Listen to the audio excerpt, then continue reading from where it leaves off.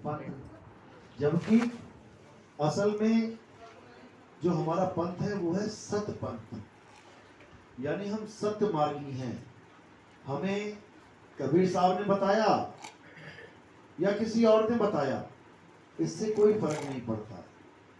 हमें फर्क इससे पड़ता है कि हमें सत्य के अलावा और कुछ ना बताया जाए।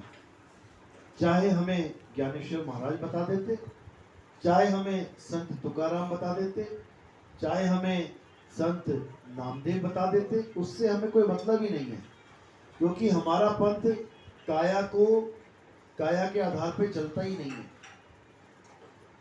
वाणी आती है, कहते हैं दादू का पिंजड़ा पड़ा और वो नानक की देह, इनमें सतगुरु कौन है मोह को बड़ा संदेह। कि मैं शरीर को गुरु मान के बैठ जाऊं कि तुम किसके पुजारी हो, हम तो नामदेव जी के पुजारी हैं। तुम किसके, हम संत तुकाराम के। वो नामदेव जी का पिंजड़ा पड़ा, वो तुकाराम जी की देह, इनमें सतगुरु कौन है और मोह को बड़ा संदेह। यानी शरीरों के चक्कर में नहीं पड़ना है। शरीर सबका छूटेगा, कहां मिलेगा जाके, मिट्टी में। सब संतों का शरीर कहां मिल गया, मिट्टी में। लेकिन कोई संत मिट्टी में नहीं मिला, क्योंकि संत वो शरीर था ही नहीं। शरीर तो धारण किया था उन्होंने, छोड़ दिया। संत कौन है, संत हमारी आत्मा और हम संतन के जीव। हम संतन में, संत हम में रम रहे, ज्यो माखन में घी। यानी आत्म में राम और राम में आत्म, ये ऐसा मेल मिला हुआ है, इसको कोई अलग ही नहीं कर सकता। लेकिन हम नहीं समझ पाते हैं, इसलिए अज्ञानता में रह जाते हैं। तो हमारा जो पंथ है वो कबीर पंथ है। क्यों? कबीर साहब हमारे प्रथम गुरु मदन साहिब को मिले थे।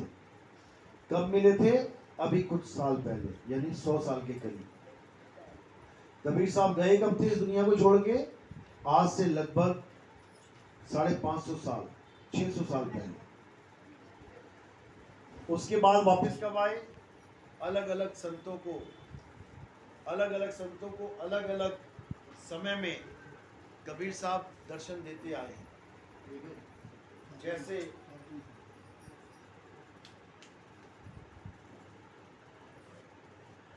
दादू दयाल को,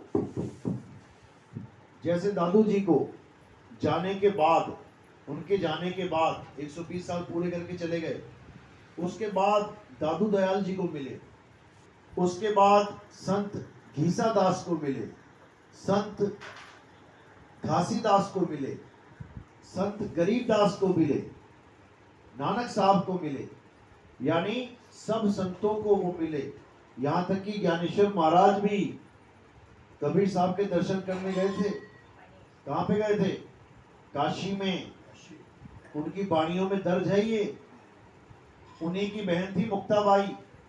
मुक्ताबाई की वाणी में, उसमें भी दर्ज है कि कबीर ही हैं जो चारों युगों में जीवों को तारने के लिए आते हैं। चारों युगों में, सतयुग में क्या नाम? सत सुकृत। त्रेता में क्या नाम? मुनिंद्र स्वामी। द्वापर में करुणामय और कलयुग में कबीर। ये दर्ज है मराठी संतों की वाणियों में। झूठ नहीं है, ये सत्य है। लेकिन किसी को पता नहीं है, इसलिए कोई जानता नहीं है। और जब पता लगता है तो सारी कहानी समझ में आने लग जाती है। तो वही कबीर साहब जो बार बार प्रकट होके, गर्भ से नहीं आते, वो प्रकट होना। कोई संत ढूंढ रहा है सत्य को, कोई गुरु मिल जाए, नहीं मिलता, हार के जान देने की तैयारी कर लेता है संत। कबीर साहब वही प्रकट हो जाते हैं कि आत्महत्या नहीं करनी है, तुझे सत्य चाहिए, ये है सत्य, इसे कहते हैं सत्य, ये है आत्मज्ञान। आत्मज्ञान देके गायब हो जाते हैं सामने से। तो वही कबीर साहब मदन साहिब को मिले और उन्होंने इस पंथ की स्थापना करी। ये पंथ कौन सा है? ये परमात्मा का 13वां पंथ है। 12 पंथ कौन से हैं? काल भगवान ने 12 पंथ चलाए कबीर साहब के नाम पे। तो कबीर साहब ने कहा कि मैं 13वां पंथ चलाऊंगा। और ये 13वां पंथ ऐसा चलाऊंगा कि सारे संसार के सब पंथ एक हो जाएंगे, इसी में आ जाएंगे सारे। क्यों? क्योंकि यही सत्य ज्ञान है। जो भी सत्य विवेकी हंस होगा, सत्य को ढूंढ रहा होगा, वो इस सत्संग को सुन के अलग रह ही नहीं सकता, वो इसी में आके समाएगा। क्यों? क्योंकि उसको समझ में आ जाएगा कि मेरे गुरु ने मुझे 52 अक्षर दिए, इससे कल्याण नहीं होगा। मेरे गुरु ने मुझे मंदिर मस्जिद से जोड़ दिया, इससे कल्याण नहीं होगा। मेरे गुरु ने मुझे मूर्ति पूजा से जोड़ दिया, इससे कल्याण नहीं होगा। मेरे गुरु ने मुझे तीर्थ में नहाने से जोड़ दिया, इससे कल्याण नहीं होगा। मेरे गुरु ने किसी पहाड़ की परिक्रमा के चक्कर में लगा दिया, इससे कल्याण नहीं होगा। मुझे कोई जप तप व्रत पूजा पाठ नित्यनेम से जोड़ दिया, इससे कल्याण नहीं होगा। किससे होगा? आत्म ज्ञान से होगा। जब इसको समझ लेंगे तो अपने आप इस पंथ में आना शुरू हो जाएंगे, और आ ही रहे। हजारों लाखों के हिसाब से लोग सुन रहे हैं और जुड़ते ही चले जा रहे हैं, क्योंकि इसमें कोई भेद है ही नहीं, ना जात ना पात ना धर्म ना तेरा ना मेरा। इसमें केवल एक ही चीज है, सत्य और असत्य। सत्य को पकड़ लो, असत्य को छोड़ दो। किसका फायदा होगा सत्य को पकड़ने से? तुम्हारा ही फायदा होगा। अपने ही फायदे की चीज अगर कोई ना ले समझने के बाद भी, तो उससे फूटी किस्मत किसी की नहीं होती। बाहर गोलियां चल रही हैं और कोई आदमी आके तुम्हें कह रहा है बुलेट प्रूफ जैकेट पहन लो। बाहर गोलियां चल रही हैं, बुलेट प्रूफ जैकेट पहन लो, बाहर गोलियां चल रही हैं, और तुम समझ कर भी सुनकर भी कहो अरे पता नहीं इसका क्या फायदा होगा इसमें, और तुम उससे जैकेट ना लो और तुम बाहर चले जाओ, तो क्या होगा? इतने छेद हो जाएंगे, इतने छेद हो जाएंगे, हालत खराब हो जाएगी। तो किसका नुकसान हुआ? तुम्हारा नुकसान हुआ। अगर ये ज्ञान तुमने नहीं लिया तो तुम्हारा नुकसान होगा, मेरा कुछ नहीं जाएगा।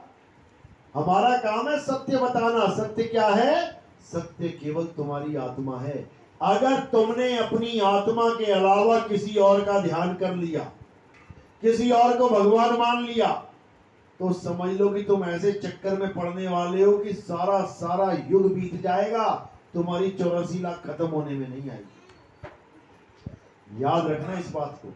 और फिर बैल बन जाओगे, और जब किसान कोड़े मारेगा ना, पीछे से डंडे मारेगा और कहेगा चल, फिर ना देखेगा कि मम्मी सो जाऊं, मम्मी आलस आ रहा है, मम्मी नहीं उठना है, वो तो सुबह होते ही डंडा दे देगा, मार मार के भगाएगा आगे जाके। तो इसीलिए क्या करना है? अपनी आत्मा को जानना है। उससे फायदा क्या होगा? अंत समय में, मृत्यु के समय तुम अपनी आत्मा का ध्यान कर पाओगे। अगर तुमने अपनी आत्मा का ध्यान कर लिया तो जिसका तुम ध्यान करोगे वही हो जाओगे। एक बार आत्मा हो गए तो तुम्हें कोई मार नहीं सकता, काट नहीं सकता, जला नहीं सकता, सुखा नहीं सकता। सारे नरक सारे स्वर्ग तुम्हारे लिए खत्म। कहीं नहीं जाना, कोई स्वर्ग नहीं, कोई नरक नहीं, कोई सतलोक नहीं, कोई अलखलोक नहीं, कोई शिवलोक नहीं, कोई गोलोक नहीं, कुछ नहीं। अरे ना कहीं आना ना कहीं जाना, आपे में आप समाना। यानी तुम अपनी आत्मा में स्थित हो जाओगे।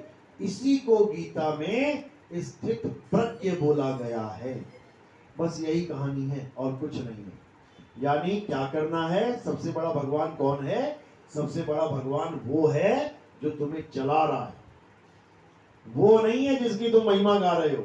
किसी ने पत्थर फेंका, पत्थर यहां तक आया, तुम जिसके पुजारी हो उसका नाम ले लेना। तुम राम जी के पुजारी हो, राम राम राम राम राम राम। तुम शंकर जी के पुजारी हो, शंकर शंकर शंकर। तुम हनुमान जी के पुजारी हो, जय हनुमान की अनुकूल सागर। तुम मुसलमान हो, अल्लाह अल्लाह अल्लाह। तुम सिख हो, वाहिगुरु वाहिगुरु वाहिगुरु। तो क्या होगा? ये पत्थर तुम्हारी खोपड़ी में लगेगा आके, फूट जाएगी खोपड़ी। ना राम बचा पाया, ना शाम बचा पाया, ना अल्लाह बचा पाया, ना वाहिगुरु बचा पाया। समझ लो, अभी अल्लाह अल्लाह कर रहे थे ना, अब स्ट्राइक हुई ना वहां पे, अब उठा उठा के धोती भाग रहे हैं सारे। अब कहां गया अल्लाह? समझो, यानी कोई पत्थर मारेगा तो कोई भगवान का नाम नहीं बचा पाएगा। कौन बचाएगा? यहां तक भी पत्थर आ गया तो क्या होगा? तुम्हारा हाथ आएगा बीच में। मार के देख लेना किसी बच्चे को, झापड़ मारना, जैसे तुम मारना शुरू करोगे हाथ यही होगा, एकदम ऑटोमेटिकली उसका हाथ ऐसे आ जाएगा। करके देख लेना, वो कभी ना बोलेगा राम राम राम राम राम अल्लाह अल्लाह अल्लाह भाई, उसको पता है कुछ नहीं होने वाला, पड़ेगी चट्ट करके। तो क्या होगा, एकदम हाथ आगे आएगा। तुम्हारे ऊपर कोई डंडा मारे, देख लेना तुम्हारा रिएक्शन क्या होगा। एकदम हाथ आएगा बीच में। हाथ की वजह से सेव हो तुम। ये हाथ ऊपर किसने उठाया? आत्मा ने। समझ लो, आत्मा की ताकत से हाथ उठाए, इसी को समझना है। कुत्ता तुम्हारे पीछे भाग रहा है, आत्मा की ताकत से तुम 90 की स्पीड में भाग रहे हो, समझ लो। तो कहने का मतलब, अगर तुम्हारी रक्षा भी कोई कर रहा है तो आत्मा ही कर रहा है। उसको जान लो, काम बन जाएगा। उसको नहीं जाना, 84 तैयार है, दोनों कुत्ता बिल्ली बकरा हाथी घोड़ा। तो हमारा पंथ क्या है? सतपंथ। लेकिन कबीर साहब के रूप में वो परमात्मा आके ज्ञान दे गया, इसलिए हम कहते हैं हम कबीर पंथी हैं। इसलिए नहीं कहते कि हम बाकियों से अलग हो जाएं, कि तू तो नानक पंथी है, तू तो धर्मदास पंथी है, तू तो कोई और पंथी है। इसलिए हम कबीर पंथ नाम नहीं लेते। हम इसलिए लेते हैं क्योंकि कबीर साहब के रूप में परमात्मा सबको ज्ञान दे रहा है, इसलिए। वैसे हम कौन हैं? सतपंथी, यानी सत्य के साथ जुड़ने वाले, सत्य का ज्ञान देने वाले। सत्य को नाम हमने दिए हैं, सत्य का कोई नाम नहीं है। पानी का क्या नाम है?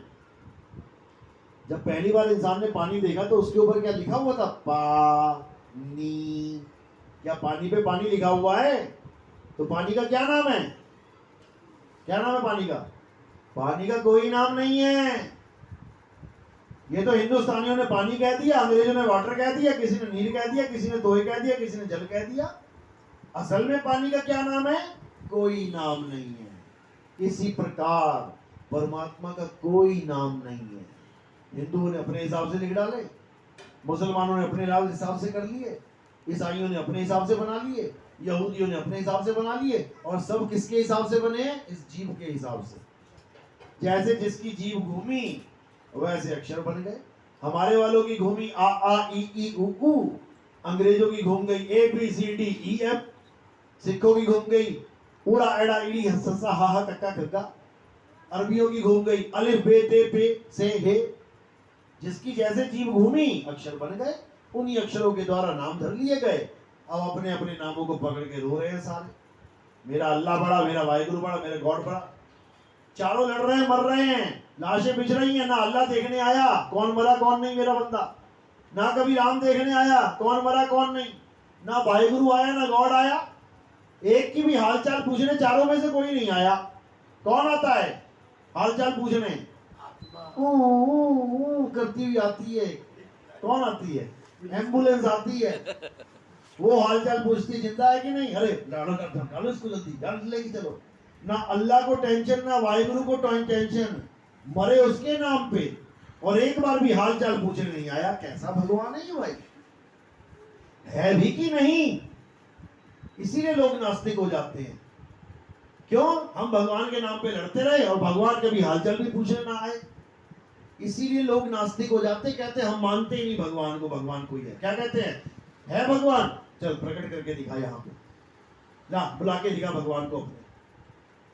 लेकिन उनको ये नहीं समझ में आता कि वो प्रकट ही है, बस दिख नहीं रहा है प्रकट पर दिखत नहीं।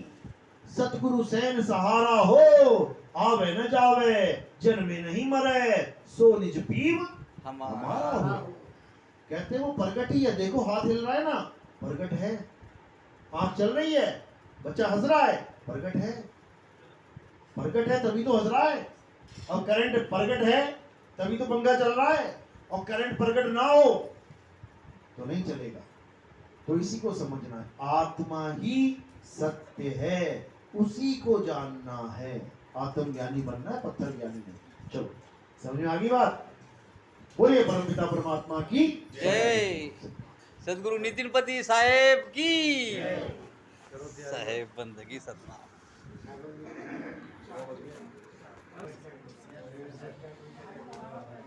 अब देखो